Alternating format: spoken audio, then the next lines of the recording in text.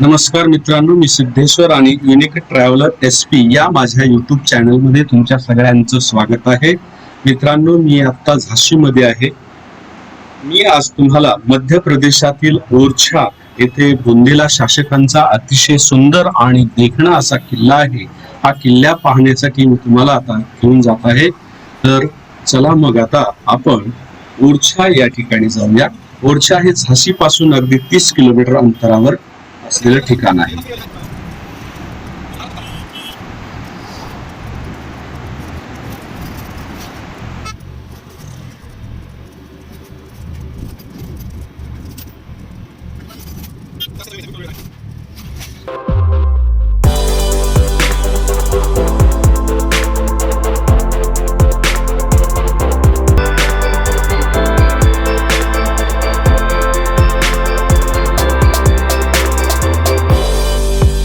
ओरछाचा किल्ला समोर आपल्याला दिसत आहे. तिकीट काउंटर आणि आता आपण तिकीट काढून मध्ये प्रवेश करणार आहोत.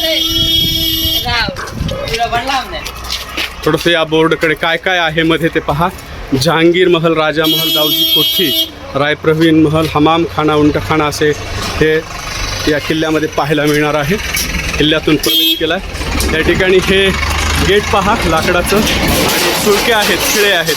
मेरा नाम गोविंद है, मैं ओरछा से बिलोंग करता हूँ. तो ये आप देखिए, आपको सामने एक आयरन स्पाइक डोर नज़र आ रहा है. मोस्टली फोर्ट पैलेस में आपको इस तरह के गेट नज़र आएंगे. ये 90 डिग्री एंगल में बना हुआ गेट. तो ये मोड कहलाती है, जो मेन रिवर से एक फिर से एक नई लेक बनाई गई. तो चारों ओर एक पानी घिरा हुआ है इसके, तो एक तरह से आइलैंड का रूप लेता है. तो जब कभी एनिमी अटैक होता था तो एलिफेंट का यूज़ किया जाता था गेट को तोड़ने के लिए. तो उसको इंडियन लीग का रोप पे लाने के बाद कमांड करते थे elephant hit the head on the spike can't bend and hurt them. तो गति को कंट्रोल करने के लिए, reduce the speed of the elephant. और कभी कभी बहुत सारे सोल्जर इकट्ठा होकर के लकड़ी की टिम्बर बोर्ड से रन करके गेट को तोड़ने का प्रयत्न करते थे. तो ये देखिए, आपको सामने जो गेट है इसको कहा जाता है वेलकम डोर, स्वागत द्वार.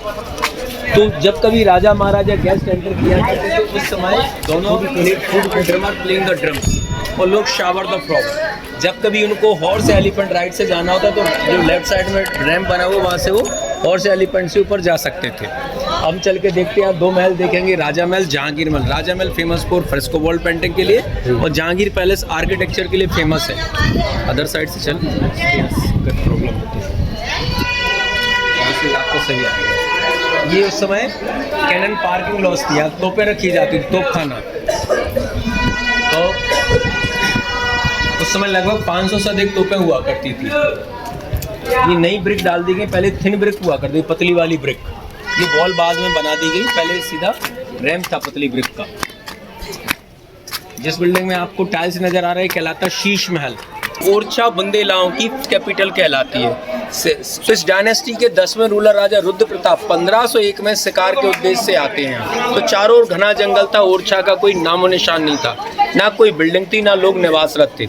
जैसे वो नदी किनारे पहुंचते उनको एक हिरण दिखाई दिया तो कमांड इज डॉग, ऊर्छा ऊर्छा. ये बुंदेली भाषा का शब्द, इसका मतलब जाओ देखो पकड़ो, गो एंड कैच. पर उसी जगह पर तुंग ऋषि तपस्या कर रहे थे. कुत्तों के भौंकने के कारण उनकी तपस्या भंग हो गई. तो कुटिया से बाहर आते क्रोध स्वभाव में नजर आए तो राजा समझ गए मुझसे अनजाने में अपराध हुआ है. तो उनसे क्षमा याचना करने लगते. गुरुवर मेरे साथ मेरे राज गरकुंडार चलिए, जहाँ जीवन पर्यंत मैं आपकी सेवा करूंगा. पर ऋषिवर ने जाने से मना कर दिया.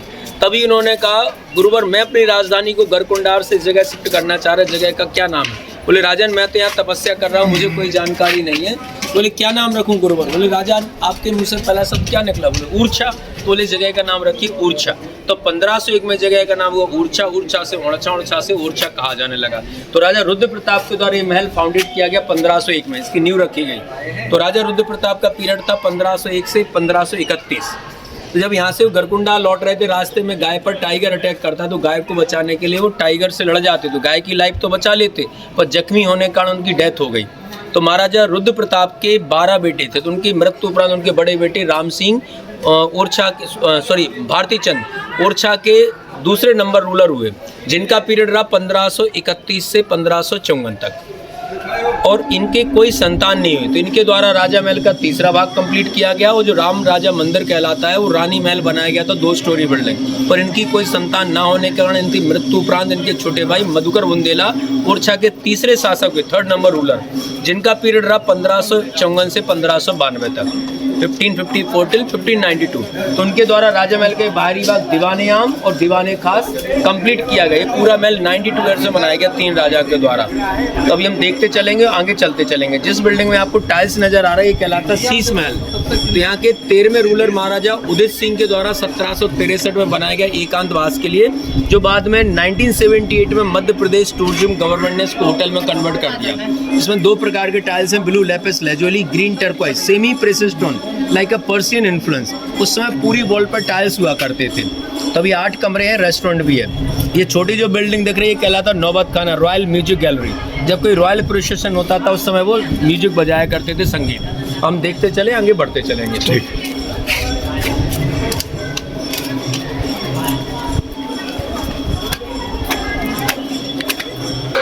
अभी हम आ चुके राजा महल के फर्स्ट सेक्शन दीवाने आम, public audience hall, useful public meeting. आप देखिए कॉर्नर में हायर प्लेटफॉर्म है, उस समय राजा बैठता था जगह।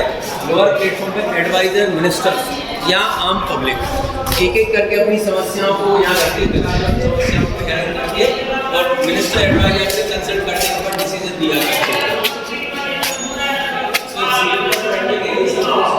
दाल, मसूर दाल, बेलपत, अलसी के दाने, इन सबको मिक्स करके बॉयल करते थे। फिर ये पानी मिक्स करके छोड़ दिया जाता 10 से 15 दिन तक फर्मेंटेशन के लिए। जब ये प्लास्टर रेडी होता था मोर्टर, फिर इसका कंस्ट्रक्शन उपयोग किया जाता था। अंदर पत्थर और ब्रिक का यूज किया गया, बाहर प्लास्टर किया गया चूने का, फिर छने हुए चूने की पुताई की गई। अब आप जिस सीलिंग पर पेंटिंग देख रहे हैं फ्रेस्को वॉल पेंटिंग कहलाती है। फ्रेस्को वॉल पेंटिंग गीले प्लास्टर बनाई जाती है। इसके लिए छने हुए चूना में दही, उड़द की दाल का पाउडर, अलसी दाने का पाउडर, गम मिला के अप्लाइड किया जाता है। फिर इसमें स्टोन पाउडर और वेजिटेबल कलर का वर्क किया जाता है। तो यहाँ पर अंतिम शासक थे यहाँ के महाराजा विक्रमजीत सिंह, जिन्होंने अपनी राजधानी 1783 में ओरछा से टीकमगढ़ शिफ्ट की। इसके बाद फिर उन्होंने छोटी आर्मी रखी। जब भारत आज़ाद हुआ इसके बाद यहाँ 1956 से 1978 तक यहाँ सेशन कोर्ट चलाया गया। तो मस्जिद के समय में हो सकता है ये गाटर जो लगे पंखे पर्पज के लिए लगाए गए, और दूसरे भाग में तहसील चलाई गई। यहाँ सेशन कोर्ट रहा। अभी हम आ चुके राजा महल के सेकंड सेक्शन दीवाने खास, खास मीन्स प्राइवेट ऑडियंस हॉल। आप देखिए इस तरफ 2 मीटिंग रूम बने, ऊपर फ्लॉप डेकोरेटेड है। ये मिडिवल पीरियड की पेंटिंग है, मध्य 16वीं शताब्दी की, जहांगीर कैरा की पेंटिंग है। तो जहांगीर खुद एक आर्टिस्ट था, वो पेंटिंग उसके समय में सबसे ज़्यादा डेवलप हुई। जिन हिंदू राजाओं से रिलेशन अच्छे थे वहाँ आर्टिस्ट गया, उन्होंने पेंटिंग डेवलप की। नीचे भी 2 बड़े हॉल हैं। ये छोटे छोटे वेंटिलेशन जो फ्रेश एयर लाइट के लिए यूज होते थे, तो समर में मीटिंग की जाती थी। ये वाटर टैंक, इसमें मीटिंग के समय पानी भरा जाता था, इससे परफ्यूम, जिससे कि मेक अ गुड एनवायरनमेंट। ये ड्रेनेज, तो बरसात का पानी सारा ड्रेनेज से बाहर निकलता है। ये वाटर टैंक है, ये इधर बैक साइड में ये वो तो हॉल बने हुआ बेसमेंट में। यहाँ पानी भरेंगे इधर डालेंगे तो धीमे धीमे स्मेल पहुँचती रहती है। यदि खुले में इधर डालेंगे तो उड़ जाएगी, स्मेल जल्दी नहीं खत्म हो जाएगी। इस तरह राइट साइड में देखिए स्टेज है। जब कभी मीटिंग लेना हो या एंटरटेनमेंट प्रोग्राम, तो एंटरटेनमेंट प्रोग्राम के लिए सोर्स ऑफ क्या होता है, नृत्य और म्यूजिक। तो उन प्रोग्राम में गेस्टों को इनवाइट किया जाता है, वो आकर इन गैलरी में बैठते थे। नृत्य आकर के हायर प्लेटफॉर्म पर डांस परफॉर्म करती थी, लोअर प्लेटफॉर्म पर संगीतकार म्यूजिक बजाते थे। इन गैलरी में गेस्ट बैठा करते थे। अपर स्टोरी पर रानियां बैठती थी। Nobody could see inside, they could see outside. तो पर्दा प्रथा हमारे यहाँ 11वीं शताब्दी के पहले नहीं थी। आप इवन खजुराहो देखें, किसी भी मूर्ति में कवर्ड फेस वुमेन नहीं दर्शाई गई। It means we were open minded, we have open culture. मुगलों के आने पर हमारे यहाँ ये पर्दा प्रथा, ये सारे सिस्टम स्टार्ट हुए। आप देखिए छज्जे के नीचे छोटे छोटे मेटल की रिंग दिख रही है, ये कैनोपी टेंट पर्पज के लिए यूज होते थे। उसके ऊपर आप देखो दिख रहे हैं स्टोन हुक्स, जिनमें ऑयल टॉर्चेज लगाई जाती थी प्रकाश पर्पज के लिए।